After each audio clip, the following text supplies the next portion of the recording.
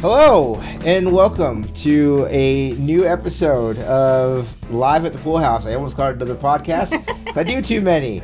I am one of your hosts. I am TL Foster, which you can call me Tony. And we are joined, as always, by... Sonya. And when she's dancing with you, she'll be thinking of me. Ballantyne. And that person you hear is our wonderful guest. She is a co-host of 30-2010 over on the Lifetime Network, and she's one of my good friends. It's Sarah. It's me, Sarah. Hi. I'm such a big fan. Oh, me too. I'm a fan of yours. This is so exciting. All right, so Sarah, since this is your first time. Sure. It totally is. Totally first time on the show. So what is your background with the Fresh Prince of Bel-Air? What is your background with the show? So I don't really have much of a background with the television program. It was one of those ones that missed me when I was a kid somehow. It just wasn't part of my usual PBS Seinfeld reruns schedule that I pretty much stuck to pretty hardcore. And so it wasn't until Fresh Prince came to Nick at Night and then TV Land, that's when I first started to get really exposed to it. One of my favorite things is traveling with my family, and my sister and I would always be like jackpot whenever we found like a Fresh Prince marathon on right. TV Land or Nick at Night, whatever it was called at the time. So that's kind of really the most exposure I've had to the Fresh Prince. Mm. But I also love Will Smith so much. Like, I have seen like most of his movies, and I'm a big even After Earth in the theater. I saw that. So I saw that early. I got like one of those screeners to go see After Earth. So we're the two people who saw it. Cool. Yes. I remember actually getting a screener for that. That was back when I was doing press stuff. I remember getting a screener, and I was telling my friend, like, I saw that early, and I saw like the Freaky Friday movie with Ryan Reynolds and Arrested Development. Jason Bateman. Yeah. So I saw those two movies early. And, like, I just, like, both, they're like, oh, they're fine. Like, I didn't hate After Earth. I thought it was fine. I thought it was weird that Jada was doing an accent the whole time. Well, what accent was he doing? Weird. Unclear. It was... It's like a proto-British accent. Like, it's just I feel weird. like they just went with fancy person as the accent. Yes. But yeah, I didn't hate After Earth either, even though it is gobbledygook. It just makes absolutely no sense. But right. I still enjoyed it. Now, has anyone seen Gemini Man? Because that was like the last Will Smith in the theater. I was kind of intrigued by it, honestly. I have not seen Gemini Man. I don't know why. Yeah, I don't know why I ended up passing on it.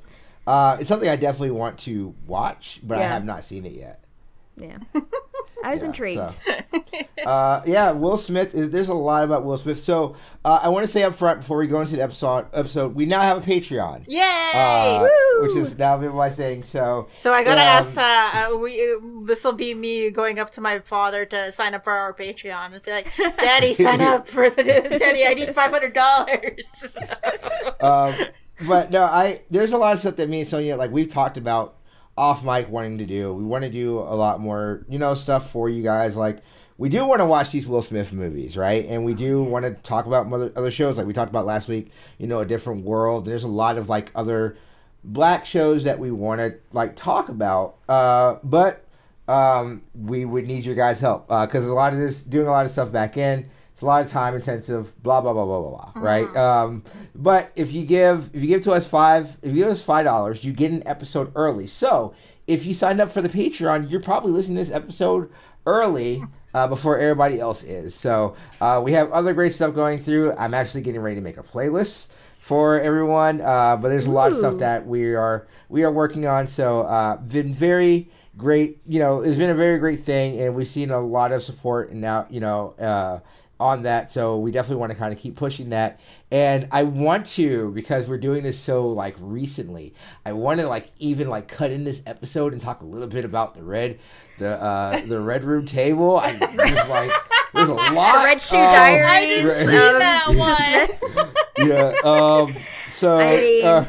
Is it called the Red Table Talk? What is it called? Red Table Jada Talk. Smith's thing. Yeah, is it Red Table Talk? Jada's thing or something? I can't remember. Yeah. I've been too embarrassed to look into it, so like I'll let you guys figure that one out. I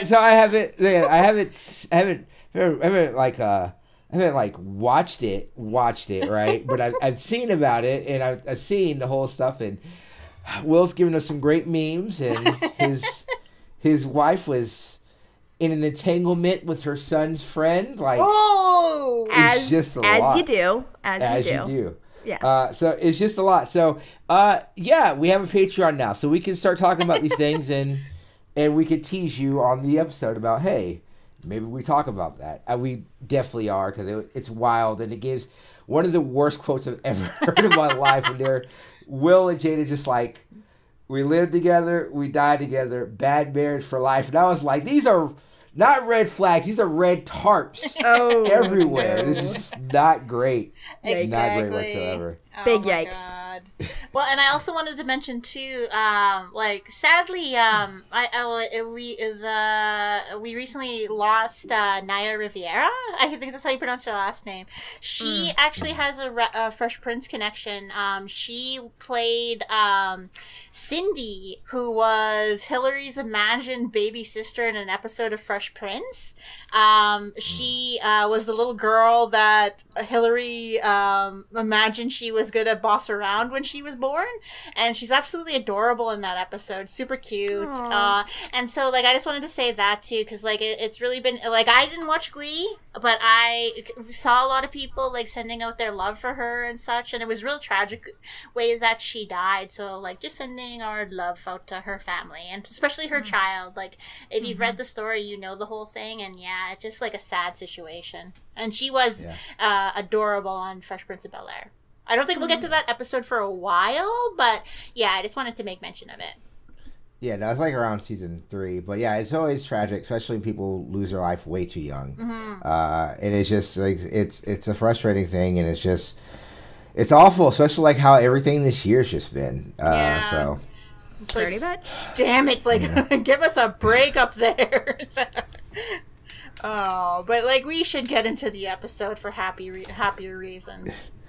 Yeah, let's definitely get into this fun, because this is a very fun episode. Like it was a little bit of a thing, but it was a very fun episode. So, Sonya, go ahead and let us know what episode we are on. So we are talking about season 1, episode 10, "Kiss My Butler," which first aired November the 5th, 1990. It was directed by Rita Blye and written by Sandy Frank. Rita will go on to direct 2 more episodes of Fresh Prince, and also directed an episode of Family Ties. Sandy Frank's big claim to fame was he was a staff writer on Late Night with David Letterman. And so this episode, we celebrate Geoffrey's birthday with "It's Me, Sarah." So, so we start this episode with Geoffrey in bed in this really delightful Beetlejuice-themed nightcap and shirt combo. It is like but he has such the tiniest little bed. I'm like, couldn't they afford to get him a bigger than that?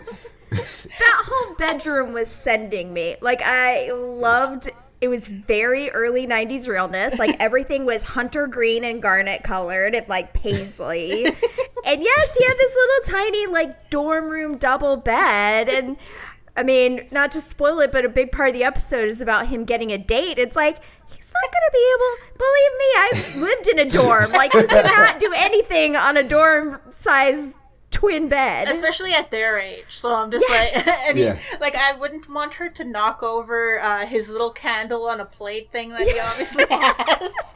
And so it's just like, that's such a cute little room. Like, I really want to be in that room. It looks so cozy. I did love that. I just don't know, like, so I've been seeing that meme where it's like all the different like well-weighted dresses. Like, men, why can't you dress like that? Why have we gotten away from like the full nightgown and cap? Yeah, like I would. Why did men wear caps in the first place? Let me look that up. Yeah, that I was perplexed because do you sleep all night? I feel like it's going to fall off. I don't know. Well, Did he have an elaborate hairdo underneath that required protection? So Unclear. back when I had follicles to worry about, I used to wear a wave cap, but that's but you do that so you can, you have the grease on your hair. So one, it stops the grease from actually getting on your bed, and two, how the cap works, it will help crease the hair so you can get waves. I'm the worst person to talk about it because my waves were never great, but that's what I would do. So, but that makes more sense than a nightcap. Is it to keep your hair warm or I don't know. Well, I have no idea. It says here that men's nightcaps are traditionally pointed with a long top, sometimes accompanied by a small bit of some sort, which is used similar to a scarf. It keeps at least the back of the neck warm while not being so long that it could wrap around and become a strangulation hazard. So apparently it's just something you wear at night during previous time periods to keep yourself warm when heat wasn't a thing. So I think that's what it's for. But I'm like, how cold can it be in that room? When you're visiting, okay. So when you have a ghost from the past visiting, you've got to keep your neck warm. Okay. So let me. Spooky. So when I first moved into the house I live in now, it was on New Year's Day, and I decided to stay here before my roommate moved in. What I forgot to do was to put on the heat in the house. So I was a little inebriated, and I decided to sleep, and then woke up at 4 o'clock in the morning, freezing, because I live in an older house, they don't insulate really well, so maybe that it's not an unbelievable thing. Well, how cold is it in Florida at nights? In Celsius, please, for us from Canada. So You're asking me to do math. I'm sorry. I don't. Yeah. Well, first of all, we're American, so knock it off with that math shit. Well, I just want to bring up too, because my parents, my mother specifically, grew up in a house with a wood stove, and we go through some terrifying winters here in Canada, specifically where I'm from. And so one winter the temperature could get to be minus 40 with a wind chill, and because it's minus 40 is about the same bit in Fahrenheit, I believe, so it's pretty damn cold. And so at night, when they get up in the morning, because the wood stove would have gone cold overnight, it would be a competition between my grandmother, my grandfather, and my mom to see who would be the loser to get up and start the fire. So wow. And so I am glad I did not grow up with a wood stove. I did have a few months when I was living with my grandmother as a baby, but then they would keep me in the actual wood stove room so I didn't perish in the middle of the night. So, but it was cute. So cozy. Very so cute. I was like a little bear. Aww. But we see in this episode the family surprising Geoffrey with breakfast in bed, which looks really good considering later this season we see what the kids can make in the kitchen, and it's not a good thing. And so they reveal that they are going to do all his chores for the day. And since we talked about theater from the last episode, I just wanted to bring up that Geoffrey plans to spend his evening listening to a radio production of the HMS Pinafore with an interview with David Frost, presumably with the cast of the HMS Pinafore. We spoke about musicals last episode, but I think we can jump in and talk about it again. So I know about the... I'm about to say, I always want to talk about musicals. I love musicals. I mean, the evening that you described did sound wonderful to me. Yes, me too, Except for... I cannot stand Rodgers and Hammerstein. And that's who did HMS Pinafore and, wait, no. That's I'm thinking Gilbert and Sullivan. This is Sullivan and Gilbert. Yes, Sullivan and I Gilbert always get them confused. Gilbert and Sullivan are the ones I don't like. And I would have to pass on that evening. I just cannot stand those songs. Well, I only know about the HMS Pinafore because of The Simpsons. So, when there's a bit where Geoffrey is singing some of the songs from HMS Pinafore, and it's a song that Sideshow Bob sings in Cape Fear, I think, is the episode of The Simpsons. So yeah, it's just like Geoffrey doesn't do a bad job of that song. So like he I wonder if he would listen to Phantom basically, or like he might be watching Hamilton right now on Disney Plus. Well, I mean, I think, and I, you know, I think like stuff like the Gilbert and Sullivan stuff is different than like the Android Lloyd Webber stuff, where it's like a lot more like bombastic. So like, especially in this time, you're starting to see the bombastic Broadway, where you have like, you have stuff like, you know, we talked about Cats last episode, but Cats and Phantom, and I don't know, I've had Phantom on the mind because I've listened to this other podcast called, I think it's called Musical or Musicality. It's Lindsay Ellis does a theater podcast, and they just talked about Love Never Dies, a musical I've never seen. Oh, the sequel to Phantom. Yeah. Yes. Apparently it is trash, and I cannot wait to watch it. I am a big time, long time Andrew Lloyd Webber fan, and if he was going to be listening to a cast recording, the original cast recording of Phantom, for example, I would be all over that shit with Michael Crawford and Sarah Brightman. Yes. Hell yeah. But, and I mean, yes, during this time, I mean, this is right when, like, everyone was going to Cats. It was, like, the, you know, longest running or, like, most seen Broadway musical or whatever.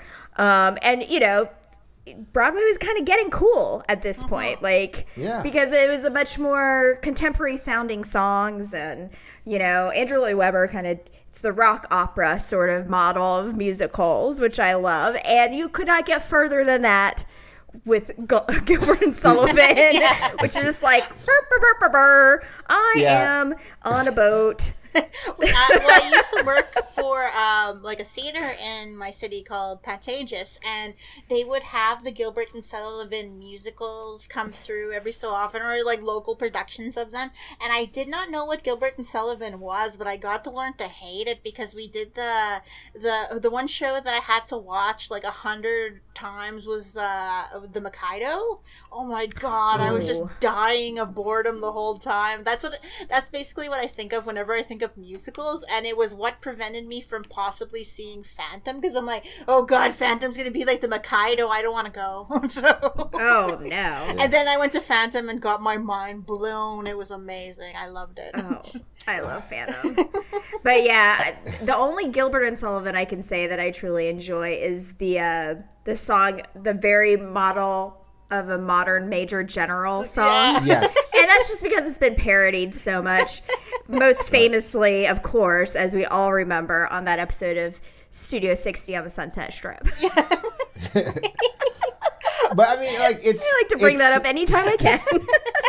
But I mean, the thing is, like, whenever I think of Gilbert Sullivan, it's like, it's just like, it's such an erudite white thing, and it's just like, it's so foreign to me. It's just like, every time I watch it, I'm just like, okay, I guess this is what you think theater is. But like, I'm weird because I backed into Broadway, like going from like watching The Lion King, like, oh, I like these kinds of musicals. It's like, oh, well, here's a Broadway version, and it's so much better. And then it's like, oh, so then like my musical stuff is Android Lloyd Webber, is like the stuff from like the mid '80s forward, because then I was like, oh, this is something I like, and I've never felt like I need to go back. Like, that's the one thing. It's like, I'm like, hey, you want to go back and watch like these old? Nope, I don't ever want to do that. No, that's okay. I mean, I like that. One of the notes I have down is I love early '90s like sitcoms when you get to see what they thought fancy things were, like, you know, like that's a joke that gets dropped. It's like, oh, I'm going to do this, and it sounds like super fancy, like in the 90s. And a lot of times now it's like something like, we're like, yeah, of course, like, you know, oh, I'll have a glass of Chablis, and like, it's like, okay, like everyone just drinks white wine now, like it's not a fancy thing. Oh my god, yeah, I just love that. But this episode I also love, so Will is planning what he's gonna get Geoffrey for his birthday, and he does this like hilarious little like walk of a sexy woman, and Uncle Phil comes in, and he's like, and Will asks like, this is what I'm gonna get Geoffrey, and he struts, and Uncle Phil's like, Little Richard.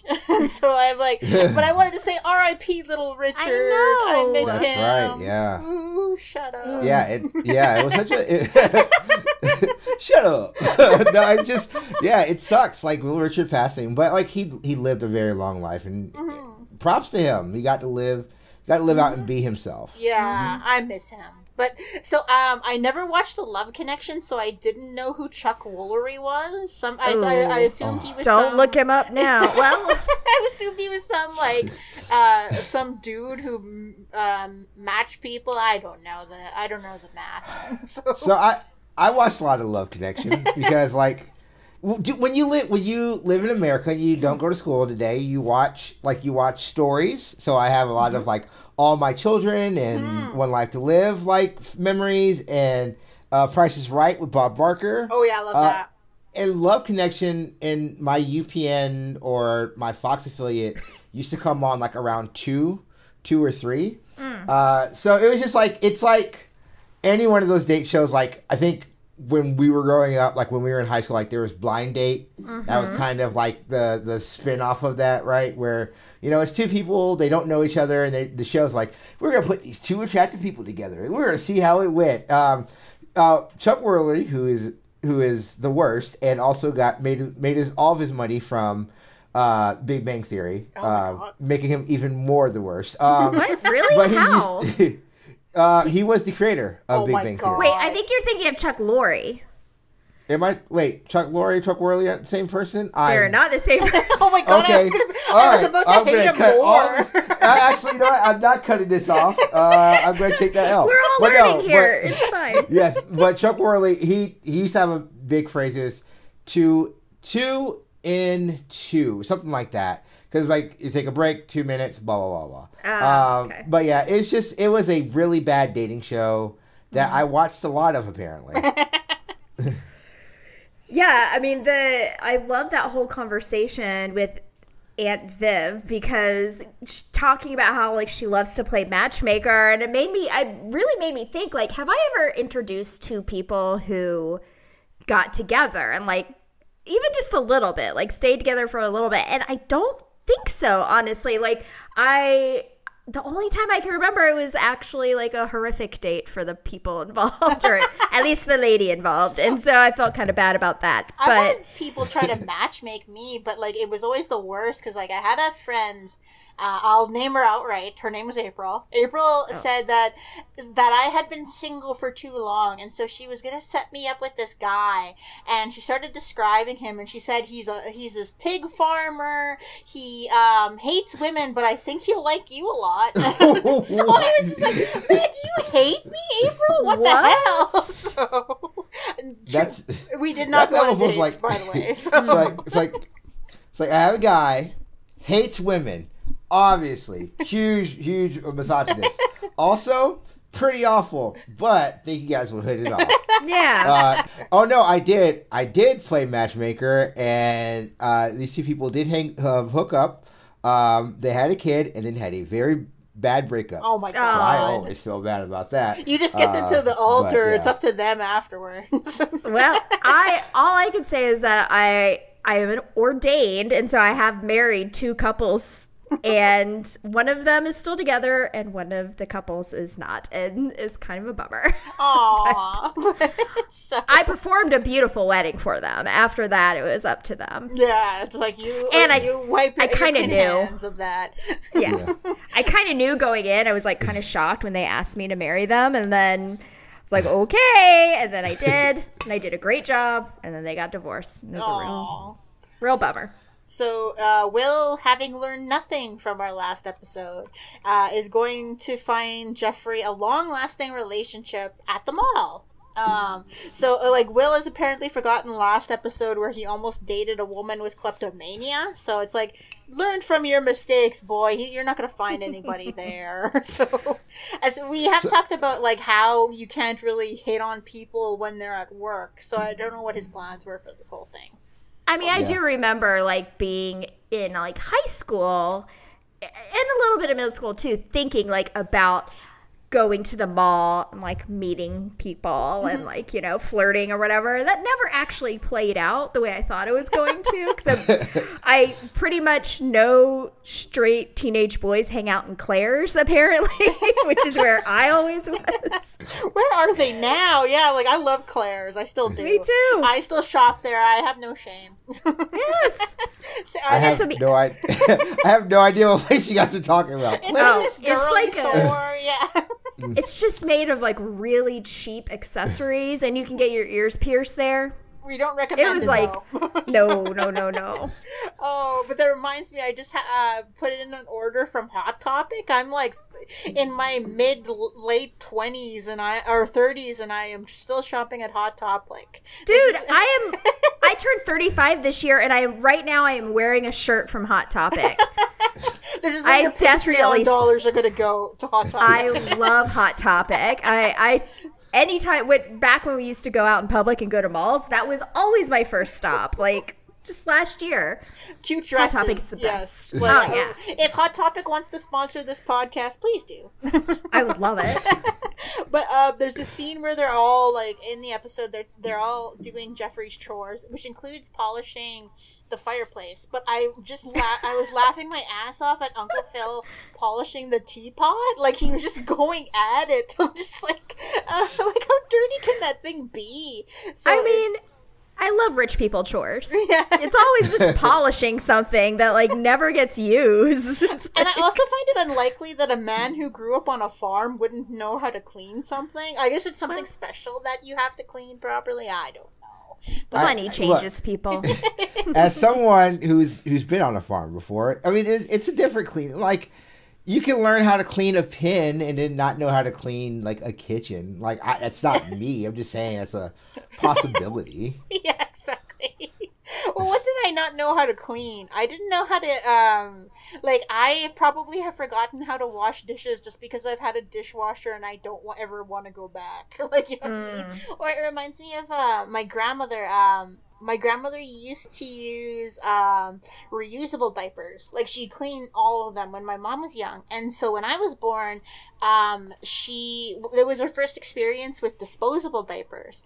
And so when I came home, she was trying to wash the diapers, and she came up to my mom and she's like, "Gladys, I don't want to alarm you, but the diapers just disintegrated when I tried to wash them." And so it's just like, you don't have to wash the diapers, Mom, it's fine. So, but it was so cute to be. And so, yeah, like but I'm like, Phil would know how to clean a teapot, I think. It's not like that big of a deal. But well, I mean, polishing metal is a little different, right? Like, there could be a lot of stuff into it. Are you using Brasso? Mm-hmm. Are you spit polishing it? Like, are you trying to put a shine on it?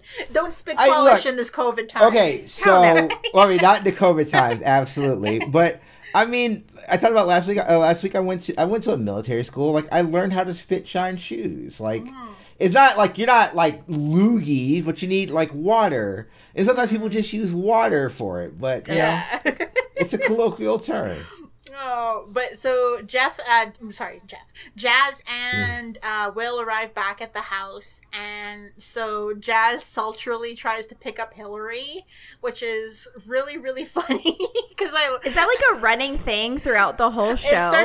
This is when it starts to really pick up, because in the first episode there is a part where he attempts to flirt with her by opening his sunglasses to look at her, and she closes the door on him. But I love when Will tells Hillary, Jazz is irresistible to women, and Hillary immediately is like, yeah, maybe during a blackout.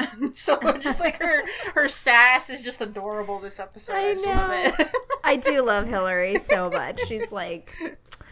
She's just so cool with, like, she's just so unapologetically herself, which I really appreciate in someone who is, like, supposed to be that vapid. But yeah, like, I just love her, too. Especially the part where, like, you can tell that she's a daddy's girl in such a sweet way. Like, when she's getting uncomfortable with Jazz's hits on her, she just looks at her dad and is like, "Daddy," and he throws him out. So yeah, that was a fun shot too. It was like from the, like, all of a sudden it cuts to the, like, on the front stoop, basically, and it's, like, from below and then, like, to the side. You just see, like, Jazz just flying through the air. It's like a fun little cutaway, almost, that I was not expecting. It is one of my favorite gags on the show, because it's a continuous running gag. Every time you see Jazz in that shirt, you know he's going to be thrown out. So oh my gosh. So, it's like the red shirts on Star Trek, like, you know. That's so cool. So Ashley brings up that, because Will had a hard time finding Geoffrey a date, Ashley brings up that her friend has a new British nanny who just arrived in America, who is kind of lonely and spends all her time in her room knitting when she's not working. Which sounds like a good time to me. I'm sorry. I mean, just throw in a radio presentation of Phantom, and that sounds like a wonderful night to me. Will tells Ashley to call up this nanny, and you can tell that he assumes that British nanny means like an old Mary Poppins type. So Mrs. Doubtfire. Yeah, I think that's what he's assuming. So Will ends up meeting or ends up checking out on Geoffrey to see what he's going to wear to the club that night. And Will does the best bit of acting where he's like, no. So I just love that little. I loved that. so many no's in a row. It's so good. And each one meaning a different types of no. So I just love that. So Will says that Geoffrey looks like Ben Vereen, which I had to look up because I did not get it. And so Ben Vereen played Chicken George on Roots. And we will see him on Fresh Prince of Bel-Air, because he plays Lou Smith, Will's terrible father, in a later episode. So yeah, oh wow, yeah, but also to bring more stuff with Ben Vereen, to bring it back to our earlier theater thing. He was in Broadway. He was nominated for a Tony for Jesus Christ Superstar. Yes, and also won a Tony for his for Pippin, and he was also in Wicked. Really? Really? Yeah.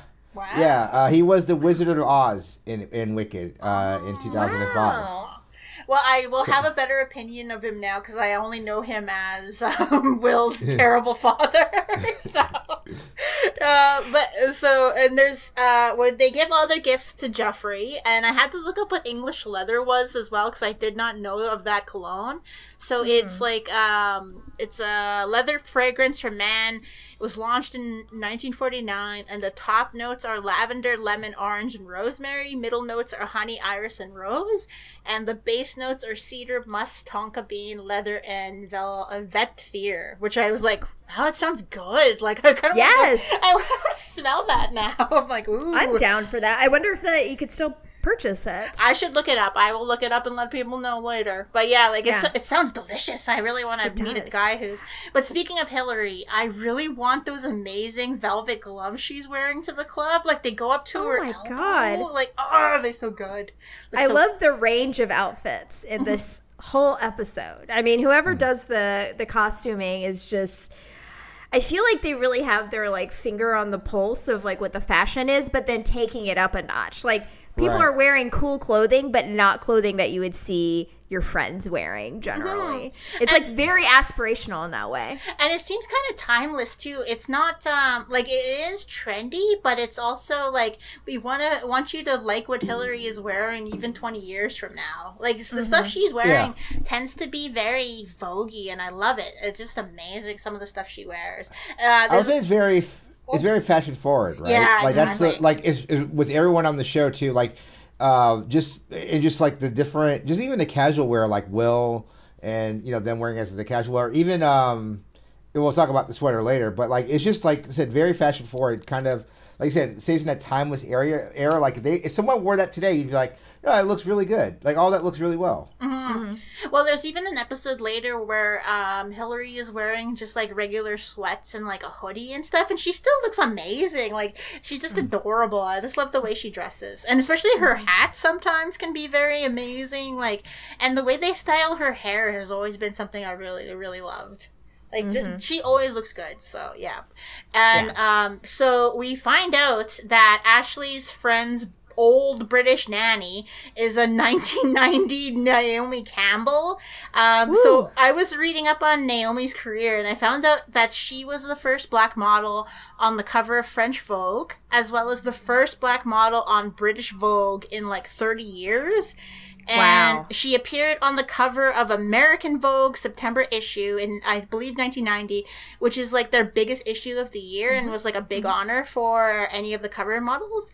And she has been super outspoken about the racial discrimination she faces as a model.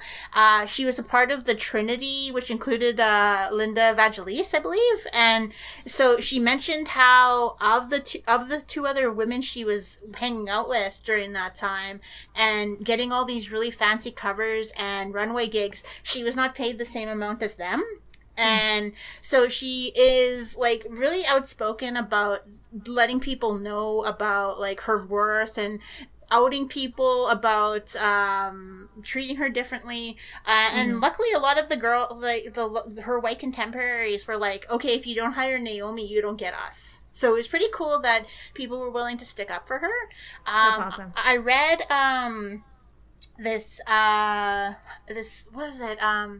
Can't remember her name, but her book is called Desert Rose, and it's about this model from the Sudan who met Naomi when Naomi was like about 16, and this was my first real experience with Naomi as a person, because Naomi was really, really shy in that book. Like, she asked the girl if it was okay if she slept in her room because she was afraid to sleep by herself, and this totally contrasts with the Naomi I was reading about right now, who was like has been charged multiple times with throwing her phone at people. So it's like, I'm like I don't really like, I think she's pretty cool, but I'm like, yeah, abuse of people, kind of like, well, it's just a phone. I don't know. Who hasn't thrown a phone at somebody? Yeah, it was at her assistant. I mean, she does kind of get this reputation for being like the queen of mean, basically, because of that. Like, she just seems... But I mean, I wonder how much of that, I mean, obviously, like, she's throwing phones at assistants, that's like pretty abusive. However, like, you just always have to wonder whenever anyone, especially a woman of color, has like a reputation like that, how much of that is her just being assertive and people labeling her as difficult, which happens time and time again. And so, like, I've always given her a little bit of leeway on that, because I can't imagine how hard the industry must have been on her when she was coming up. And it's heartening to hear that her like contemporaries were on her side. I also remember that, I mean, she's got to have like one of the most interesting lives ever, because do you remember, like, she had to testify in the trial, I think against Robert Mugabe for like receiving blood diamonds from him. Like, it's wild. I was just looking it up here. She was called on to give evidence on a blood diamond she allegedly received from Charles Taylor during a Nelson Mandela Children's Fund function in 1997. Campbell initially refused to testify, and after being subpoenaed, told the court that being there was a big inconvenience for her. She testified that she was given dirty-looking stones late at night by two identified men, and claimed she did not know the diamonds had originated from Taylor until being told so the next morning by a fellow attendee, actress Mia Farrow. However, her account was contradicted by testimonies from Farrow, her former agent Carol White, and former Children's Fund director Jeremy Radcliffe. And also, Naomi considered Nelson Mandela her grandfather, and he considered her his granddaughter. So she was pretty close to Mandela. Naomi was not very. Naomi was abandoned by her father when her mother was 4 months pregnant. So she often found mentors, found father figures in older gentlemen she would meet during her time as a model. So, like, not in a gross way, but in a positive way. Like, so some of them were men like Nelson Mandela. So it's pretty cool that she was able to find people that would look after her like that. So, like, I think she's cool. Like, even though I'm like, I don't like the idea of her abusing assistants, I do like the idea of her not putting up with people trying to say, like, she's too much or that she is a bitch. So it's like, it's cool. I like that. Yeah. I mean, it's always like I said, especially when it's women, like Sarah said, like especially black women. There's always that stigma of like, oh, the loud black women, the angry black women. So like, it's an unfortunate stigma, and it's an unfortunate thing. We have to start looking past that because says she's very important. I do have the name of that book you were thinking of though. It's called Desert Flower: The Extraordinary Journey of a Desert Nomad. It was written by Waris Dyer. I'm going to butcher these names. I'm so sorry. It was a Waris Diary and Kathleen Miller. And this was published in 1998. It is about the life of the Somali model, Waris Diary. But yes, that's where she brought her up in there. So. Yeah, sorry about that. I love that book. I just remember it because, like, I just remember her mentioning Naomi, and Naomi sounded like even in this episode, she is so soft spoken. Like, because I'd never heard Naomi speak, because when you often hear negative things about people, you assume like certain aspects of them. So hearing her speak in this episode was kind of like, man, who could think she was mean? Like, she's just like this like British woman who's like soft spoken, and she seems really cool. Like, I know her and Tyra Banks have beef, but I'm like, I don't know, she just seems cool. Like, I want to hang out with her. So yeah, you know, she's got a billion stories. Yeah, she really doesn't have many lines in this whole episode. I mean, there's a super cute exchange between her and Geoffrey about him pinpointing where she is from based on her accent alone. Which is like, I just thought that was so sweet and charming, especially when they started naming like crazy British like streets and stuff, like locations, which I'm like, that can't be a thing. But yeah, she really doesn't have many lines at all. I mean, she mainly just says like yes, hello, like, you know. How are you? She does have that funny little line about Will where she's like, oh, Ashley, this must be that houseboy you told me about. Oh, yeah. And Ashley's like, homeboy, Helen. So, homeboy. But I love how it's really surprising how, like, I thought it would be kind of awkward, their date, but, like, Helen and Geoffrey really have, like a cute chemistry between them. Like, it's not, like, sexual or anything, but it seems, like, very sweet. Like, they find a kinship in each other, which I really appreciate. I think that's probably based on Geoffrey as an actor, like the actor being able to like, because I imagine that Naomi is not like a trained actress, hence why she doesn't have very many lines. But like, I like how Joseph Marcel is able to bring out this cute like little comfort out of her. So it's really cool. Like, I just like that. Which is really weird because, like, as the show goes on, we will get more models. Like, this is actually it's a really neat thing that the show did. There's a lot of models who are able to get acting, you know, careers off of the show. And obviously, you know, the big one is we'll have Tyra for a whole season. And I can't wait to talk about that because she's just so good on this show. But, I mean, we're going to get Vanessa Williams, I believe. If it's not this season, it's next season, right? Yeah. Really? Yeah, and a lot of times they get more substantial roles. I wonder if she just was never comfortable with acting, or the director wasn't able to pull something out of her. Because as we get more models to come in on the show, we are going to get larger substantial roles for these models, where it's not just like almost like what, like she has like a good 4 or 5 minutes of like actual screen time, you know, before she's kind of just an object at the end of it, right? But she doesn't get as much screen time as the other ones do because they become the whole focal storyline as opposed to just like a part of the A plot, you know? Yeah, Right. let me see how old she would have been during this episode. Like, she would have been 30 years old. wow. Because she is Oh my currently gosh. 50 years old right now. She looks so young in this episode. That's wild. Yeah, she's super Oh no, cute. sorry. She would have been 20 years old. I'm sorry. Yeah, so I she got just the started- year 70. Yes, She just started yes. modeling, so yeah, like she Yeah. would have been like, and from Waris's book, she did seem pretty shy at the time. Like she was like she started modeling pretty young, and so like I imagine she was just like nervous about it and like unsure of herself and such. Like, I don't know, I can't say for sure, but like I think she did do a really good job with what she was given, and she seems really sweet. yes. Oh yeah. I mean, she Like- had to do dance choreography too. I Yeah. mean, that's a lot to ask for Well, sure. and especially what my favorite thing about her too is that you can see how she how this really an incredibly attractive woman could be at home knitting at night. Like, you could see that in her. You know what I mean? Like, you don't see that, like, oh yeah, I don't believe this girl is a nanny. No, I believe she is a nanny who just, like, is a little shy and does knit because that's what she likes to do. She just seems cool. I like her.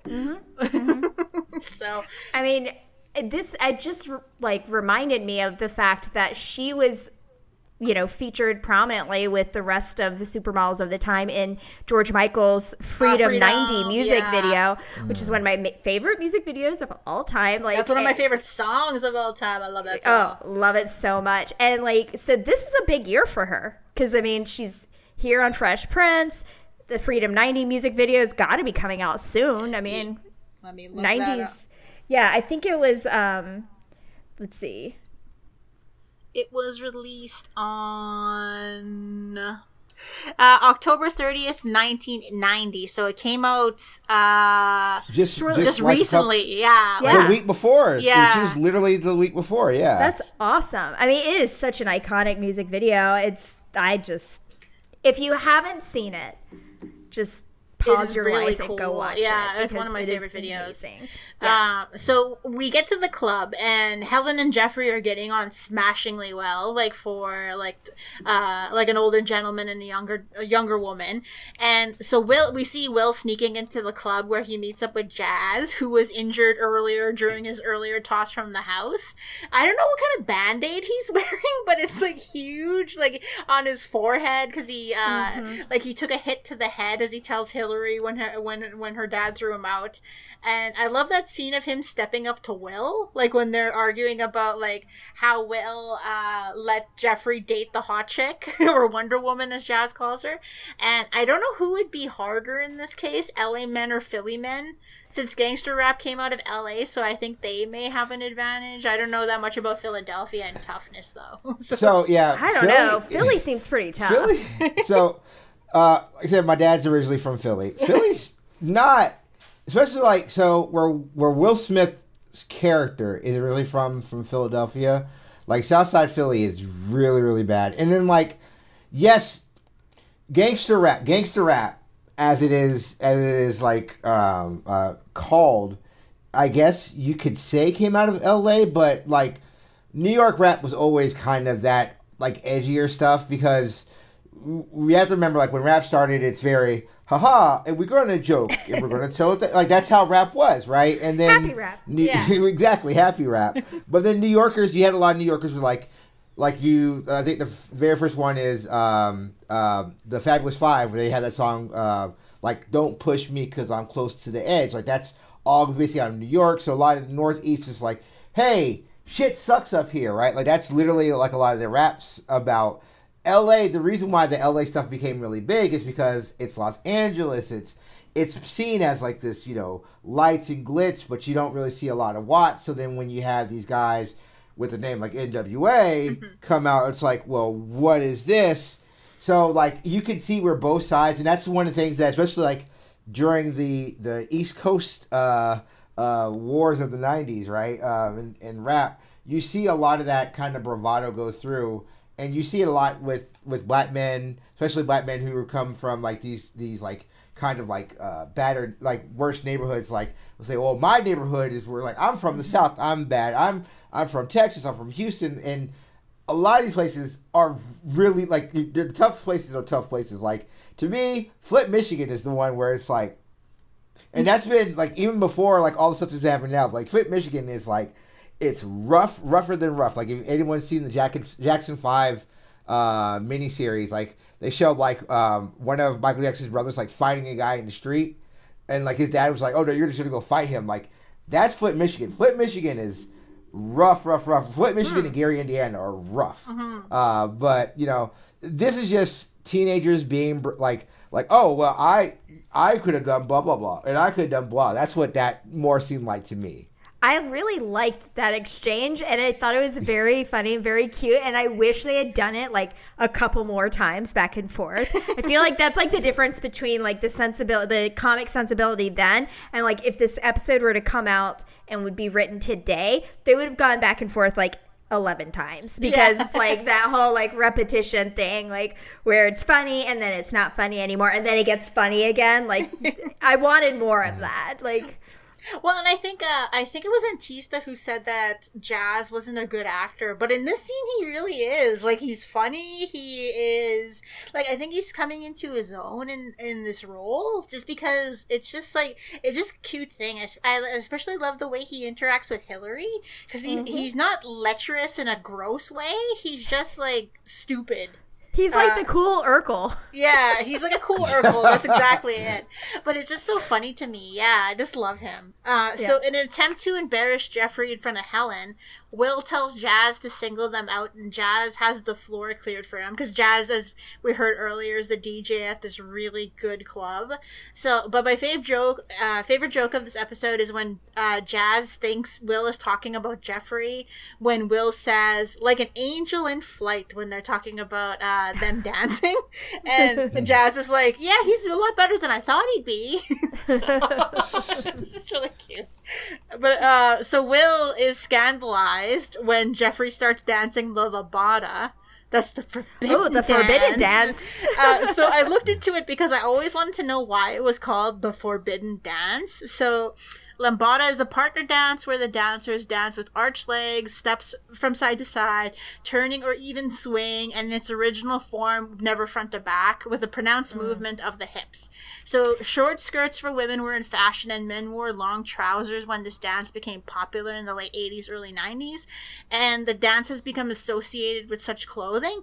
And I think it was probably called the forbidden dance because women wearing short skirts would often, women in short skirts would be twirled and they'd show off their underwear. And specifically since thong underwear was popular in the 90s, that's probably why. So, well, yeah. Intrepid 30-20-10 listeners will know that we did cover, apparently one week, just a couple months ago, I want to say, 2 lambada-themed movies came out in the same week. It was a real deep impact Armageddon situation.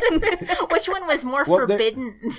Well, okay, so one is called Lambada, and then the other was called The Forbidden Dance. Yeah. But it's based on this Brazilian dance called, I'm going to pronounce it terribly, carimbo, which is pretty sexy on its own. And it was known as the forbidden dance when Brazil was still a Portuguese colony. And it's mostly because there's bits of the dance that look kind of like you're mimicking sex in certain ways. But yeah, I think it's just like a bunch of religious people were like, ew, they're like touching fronts. Gross. Sort of. Like, it's not really that forbidden by the look of it. So you gotta make room for the Holy Spirit. Yeah. That's what the nuns told me at my Catholic school. If you've seen Dirty Dancing, you've seen what Geoffrey and Helen are doing. Yes.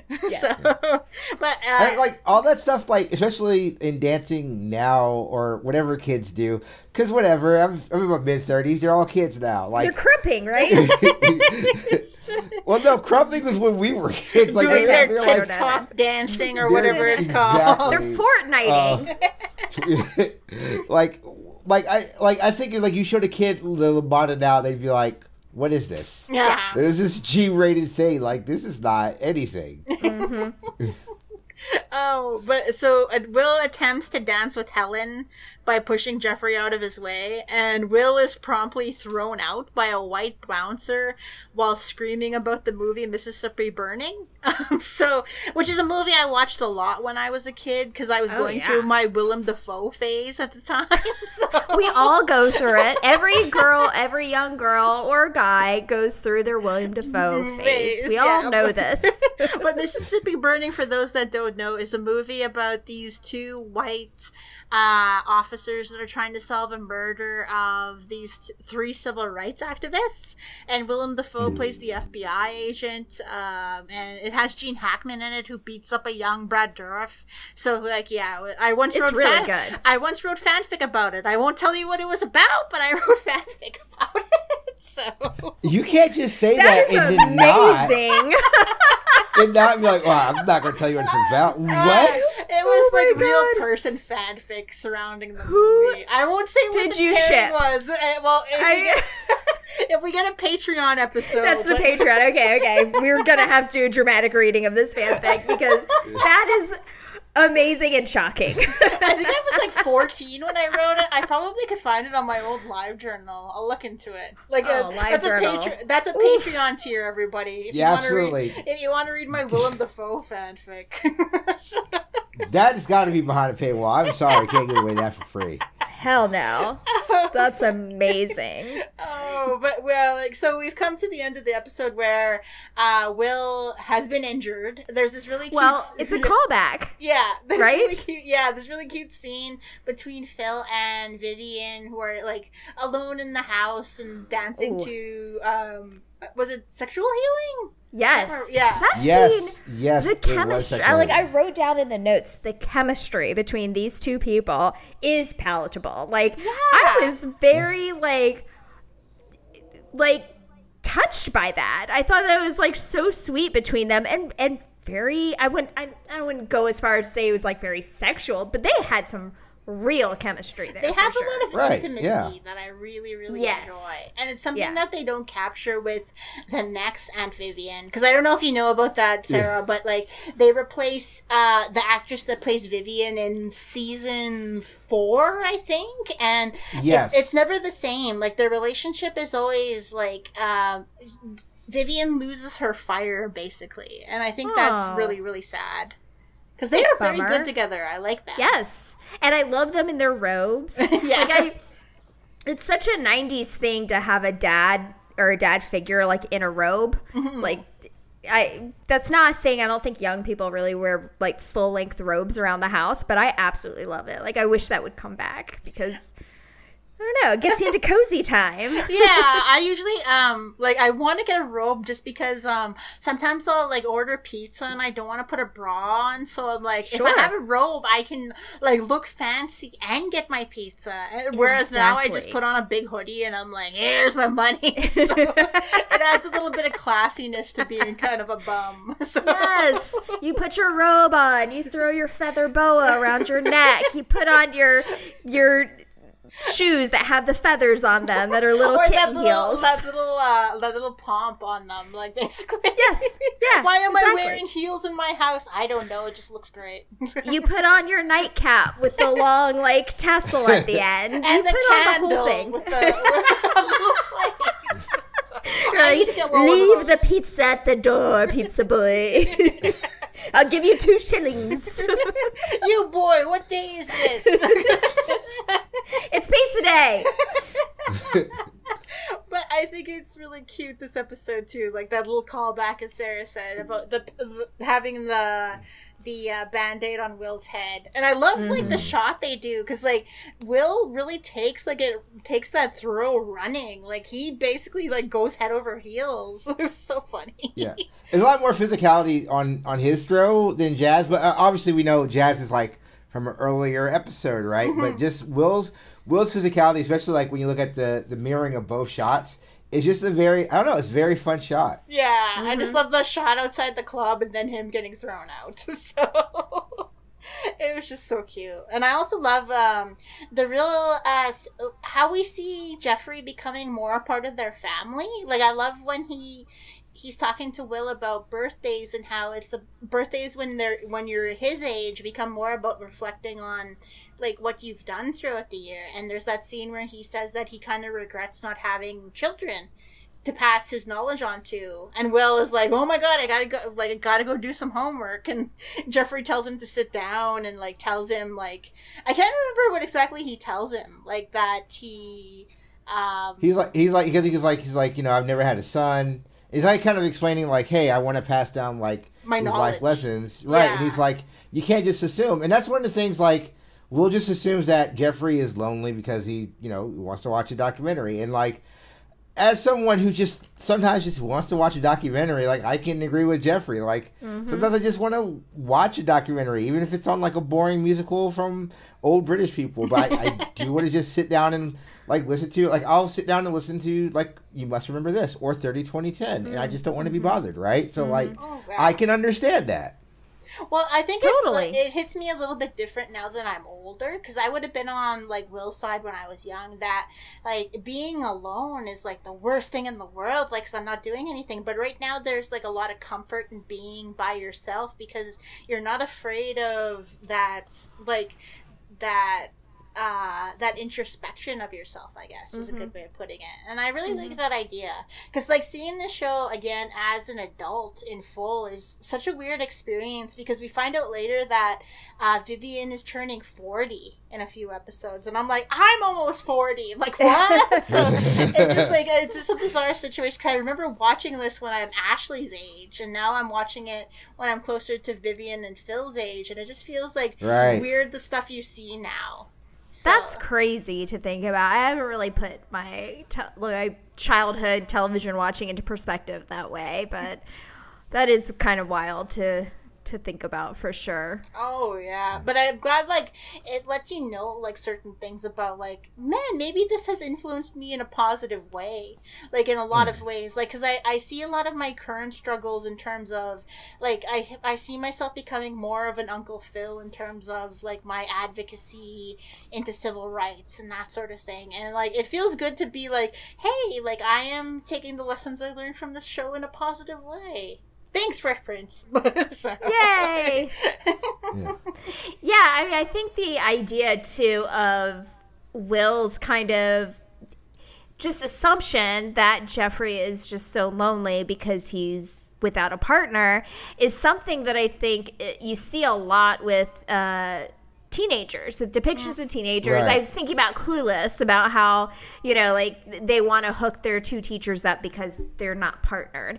And it's just, I think it's part of it is this idea that you have when you're younger, when you're a teenager, that you want to be coupled up, you want to be part of a group, you want to be seen, because you're still learning your own identity, and so much of your identity a lot of times is tied into your peer group. So the idea of someone flying solo, whether it be like without a huge friend group or without a partner, more specifically in this case, is kind of weird to you as a teenager. And I know as a teenager myself, like, I didn't have boyfriends for a long time, and so all I wanted was to have a boyfriend or a partner to share stuff with. And so, of course, I would, if I saw this episode when I was a teenager or young, I would think, yeah, of course he wants a girlfriend.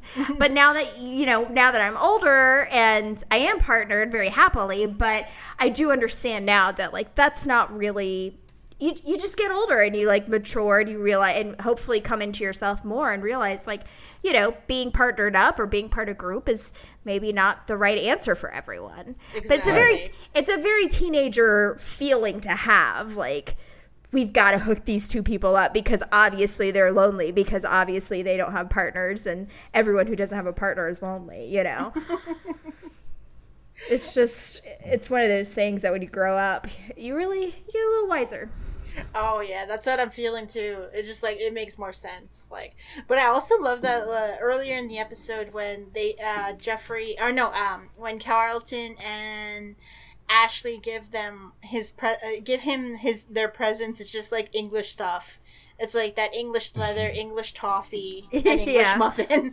And I'm like, man, I really want an English muffin right now. Me too. That definitely made me crave an English muffin. And I love how Hillary gives him a sweater, which is like very on track. Like, it's a 90s sweater for sure. I won't use the term we used to call those sweaters, because the show was shot show sweaters. Yes. Well, and what's funny is, like, I watched this and I'm like, I have photos of me at like 4 or 5 years old wearing a sweater just like that. Like, it's always, every time I see those sweaters, I'm like, I just want to buy 20 of them today because I love them so much. I know. They look so cozy. Oh, and they're coming. I feel like they're coming back. Oh yeah, like they're coming back. But I also love how she said that this is my apology for bossing you around all the time. And then Phil's like, you know, you could stop bossing him around all the time. And then she's like, okay, I'll take the sweater back. Yeah, which I love that too, because I'm like, what are you going to do with the sweater now? Like, are you gonna wear it? Because the way she was like, oh, I'll take the sweater back, seemed like she was gonna wear it, which I was like, okay. Cool, yeah. I mean, obviously she would make it look very cool, but yeah. Oh, but yeah, we come to the end of the episode, so yeah, like what? Well, I wonder, like, well, we've spoken basically about what this episode has impacted us, but I really was surprised again about how I really connected with what Geoffrey was saying about like how as you get older, it's more about reflecting on the positivity and like your journey throughout the year. And I think because of COVID, that's what I've been thinking about a lot too. It's like, what is my legacy now? Whereas like but I've never been that much of a partier, so like I never had that crazy party birthday type thing. Like, so I've always been an old soul, I guess. Yeah, same here. Yeah, I feel like I really never had like a big birthday party situation that I can think of.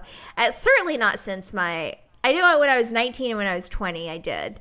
But that was kind of more like my friends were like, we should have a party. It's always like right when school starts, so it kind of all coincided. But then ever since then, yeah, I've always been like a go out to dinner and that's about it type of person. Yeah, I usually one year I took a bunch of my friends and paid for us to go karting for 4 hours.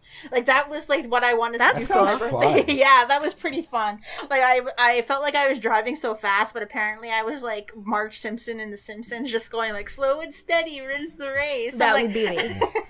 That would totally be me. Yeah. But I think so I normally don't do anything for my birthday. So it's so weird because my birthday literally always lies on Labor Day weekend. Mm-hmm. So like it's really hard because like, oh hey, you should do something for my birthday, and everybody, oh we're out of town or there's already a barbecue going. It's like okay, a fellow cool. Virgo, just like but me. But last year, a couple of my friends, it's also the start of college football, and look, I've made the point a million times. I love, I'm like a really hard leftist, but like one of my bad loves is I love college football. Agree. And everything I'm right like, there with bad you, bud. about it. And like, so I usually will like do like a football thing around it, or like last year we watched my first movie at my buddy's house. So that's cool. Yeah, that's kind of the only thing like I did. Like they had brought lobsters. Like I guess they had went down to like these are the rich people. Like, look at you. Lobster. Like, oh, we'll have lobster and watch your movie. I'm like, yes, I lobster will not say tacos. no to this at all. So that's really about it. I'm not a party. Okay, I have partied in my life, but not like for my birthday. I'm not a party birthday guy. I'm more of a laid back person. I feel like it brings a lot of pressure on you if the party's about you, you know? Like I feel like I have to like entertain, bring different baskets of friends together who may not have, you know, like your work friends and your other friends and maybe family members or whatever. It's just a lot to manage. I just prefer not to. But yes, I am a fellow Virgo. My birthday's at the end of August. And I always see my birthday as like the kickoff to the holiday season because it's like the end of August, college football starts, which I've always loved college football season, and I 100% agree with you, TL. But then, you know, after that, you got Labor Day, you got Halloween, the best day of the year. You've got Thanksgiving, the best food holiday. Like, it just keeps coming until the doldrums. Yeah. My birthday is 5 days before Christmas, so it's never been that fun. So I'm sorry. Like, yeah, it's that's just rough. Like, that's rough stuff. People are always like, "Here's your birthday / Christmas gift." And I'm like, "Buy two. Do you not love me?" Yep. That's a rough one. Yeah. Hard going.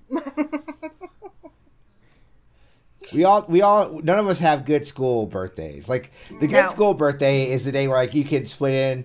But, like I said, Sarah and I, like, our birthdays are it's so late in August. So it's that part where everyone's just getting back to school. Mm-hmm. So, especially, like, I've changed schools multiple times. Like, I was in school in Jacksonville one year, then moved to Alabama. So it's really hard to do something for your birthday when you don't know anybody in the school. Right. And then especially when you're a military kid. So, and then Sonya, your birthday is like really close to December. Like, that's like, those birthdays, I mean, close to Christmas, like those birthdays are, I don't think if you've had like those bad school birthdays, you never really had a birthday experience. Because I think people who have like good school birthdays, like it's always been, oh yeah, we always have a party.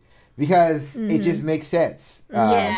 So maybe that's why we're like, I mean, a birthday party is whatever. Like it's like maybe it's Christmas time. People are hanging out with their family when my birthday's around. So it's like it's always a closed affair. Like it's always something that like we. I don't know what I'm planning to do for my birthday this year. Probably we go to hopefully COVID's not so bad, but like we go to like escape rooms and stuff. So that's all we're gonna do. That's fun. Well, you know, my partner and my stepson, they have done a couple of escape rooms even now in the time of COVID, because a lot of the escape rooms here in town are like doing extra safety measures, including like only letting groups that are together like do the escape room without increasing their prices, which is awesome because I hate doing escape rooms with strangers. Yeah, I hate those too. I have to boss people around and they won't listen to me half the time. But and they're like, you know, wiping everything down way more than they probably ever would before. So I don't know. I mean, escape room in the time of COVID may be an okay thing to do, especially if your local place is really taking extra measures. As I imagine they are, because nobody wants to be that COVID hotspot at this random restaurant. No one wants to be that person. So. Exactly. Well, I had an idea for my birthday this year. Current life events may have thrown that completely out the window, but I wanted to. So there's a theater I love here in Jacksonville. Like when I finish my feature that I'm going to do, and I'm going to remind everybody to remind me of again. When I finish my feature, I want to show it. There's this place called the Sunray. What they're doing in the time of COVID is they were renting out the theater. Like because they have two theaters. They have one bigger one smaller one. And I just told my buddy, and I have a friend, Jose, who owns a barcade like right across the street. I was like, well, what we could do for my birthday is we could just rent out the theater and then go to Jose's afterwards, and it'd be great. And I get to watch like The Last Dragon or some like cheesy movie on the theater screen. But now that's kind of all been like thrown out the window, so I have no idea what I'm going to do this year. Yeah. Social distancing birthdays. Oh man, social justice birthday? That would be a badass birthday. Yeah. It's like let's go take down a bunch of statues. Hell yes. Count me in on that. Would love that. Yeah. All right, but yeah, we're at the end of this episode. Sarah, thank you so much. Thanks for having me. This was so much fun. You're always welcomed on the show anytime you would like. I may come on to read some of my old live journals if we're gonna do that. Then Patreon. I'm totally down. Look, we do have a show. So I guess before we go into full plugs, again, we do have a Patreon. So we do actually have a Patreon show that we are going to be doing. That is a exclusive Patreon show where it is just me, Sonya, and a guest, maybe. Where we're just talking, we're just kind of just talking a little bit more tangentially.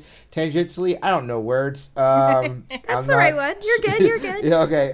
But just having more of a free-flowing conversation, and that will just be for Patreon members. So if you guys want to hear people read their old live journal stuff, like, we could do that. That's a thing that we were able to do. And you can listen to it, but you will have to pay $5 to do so. I will even write a new version of that fanfic. I should, yeah.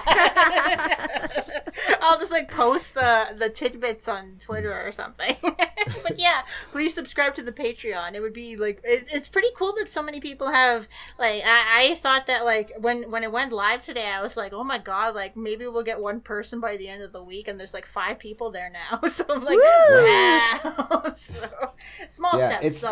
It's nice. Small steps. We have some pretty lofty goals. If we hit 500, we are going to start going through Will Smith's whole catalog. That means everything. That means After Earth. That means Wild Wild West. That love Wild Wild West. 6 Degrees of Separation. Hell yeah. 6 Degrees. Yeah. We're going to go through everything. Glory? No, he wasn't in Glory. Why did I say Glory? But Philadelphia. All of it. Was he in Philadelphia? No. That's Denzel. I'm sorry. I'm being racist. That's what that was. You're thinking of Hitch.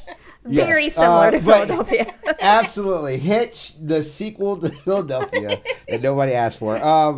But yeah, so we want to do that. And if we hit $1,000, which is an ask, we understand, me and Sonya, we are going to add another show. We are going to start doing a episode by episode watch of A Different World, which is one of my favorite television shows of all time.